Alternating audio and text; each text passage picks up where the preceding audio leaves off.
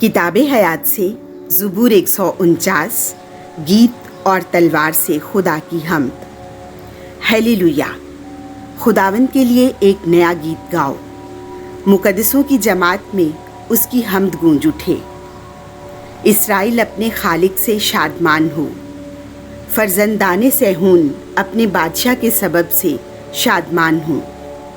ये रक़्स के साथ उसकी हम्द करें, खंजरियों और बरबत के साथ उसकी मदह सराई करें, क्योंकि खुदावंद अपनी उम्मत को अजीज़ जानता है और गरीबों को फतामंदी से आरास्ता करता है।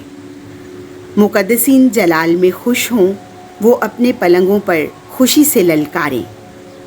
खुदा की सिताइश उनके गले में हो, दो धारी तलवारें उनके हाथ में हों, ताकि कौमों से इंतकाम ले और उम्मतों को तंबीह करें, ताकि उनके बादशाहों को बेड़ियों से और उनके शुरफा को लोहे की हथकड़ियों से बांधे, ताकि उन पर फतवा मकतूब जारी करें।